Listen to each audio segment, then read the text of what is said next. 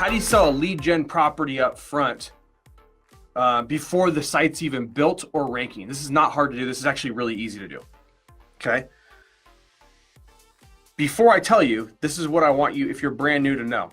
Do not, I repeat, do not do this if you have never built a lead gen property yourself, went through the process, ranked it, got leads in, and landed a client. Okay?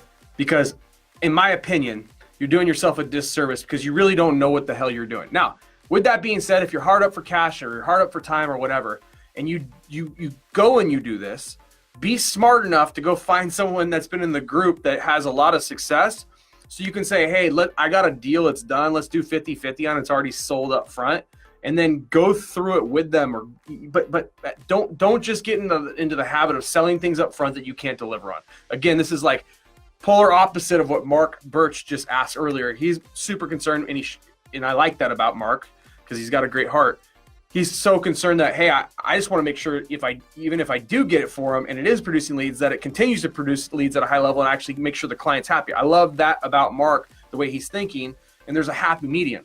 If you're brand new though, the answer that I'm going to give you here, please just don't jump to this yet. Okay. Once you have it under your belt, you know how to do it. And Darlene, you definitely know how to do it. You got plenty of sites generating leads.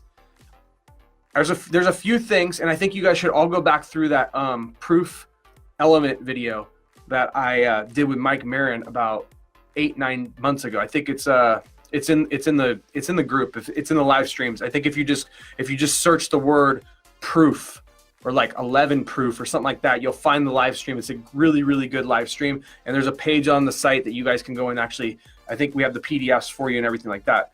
One of the proof elements is, when you're marketing, right? One of the proof elements is proof, social proof, right? And I think many of you guys don't utilize this at the level you should be utilizing it, right? If you have a lead gen, Darlene, if you have lead gen properties, I see your call sling numbers. If you have call sling numbers, they're getting calls, their leads are coming in. I don't care what the number is, right? You got a lot of social proof to back up any claim that you make. Okay, you have clients in place. You have potentially testimonials from clients that have worked with you and they like that you've done them such a solid. Okay, so one way that I would go after selling new clients into unbuilt assets that you're going to build up front is I would start screaming from the mountaintops on social media, in email blasts, in screencast videos, in YouTube videos, in Facebook posts, okay, Instagram posts. I'd start being really, really direct and loud about the proof that I get for businesses, the results I get from businesses, backed up with actual screenshots of this, okay? Backed up with email follow-up sequences of another client that I did solid work for. Another lead just came in. And I think sometimes we believe proof has to be this huge mountain of proof. Man, I could take one day with 6 extra calls and just show that, just one day in the whole scope, right, of a call sling number. And I can say, just look at this. This is just yesterday. We got 6 calls, or we got 3 calls, or we got 1 call, right? Sometimes we believe that we have to have 100 calls coming in for it to be valuable. Man, for the right business, man, an extra 10 calls a month is a big deal for the right product, right? If you picked up 10 extra pool cleaning clients or house cleaning clients that end up being clients for the next 3, 4, 5 years at $130, $200 a clip, that adds up, right? So be careful that you don't get too on the side of, I got to have so much proof, or my proof's not good enough. Again, no one else is doing the proof thing. Most of these other marketers are selling off of freaking, this chart says this about what you're going to get for this. And no, you got real proof. You got real leads coming in. Someone just said they just got a lead while we're on this live stream. That's proof, man. I'm screenshotting that. I'm blurring the name out. I'm getting on an email or a text message to all 6 of the people on Thumbtack, and I'm texting them.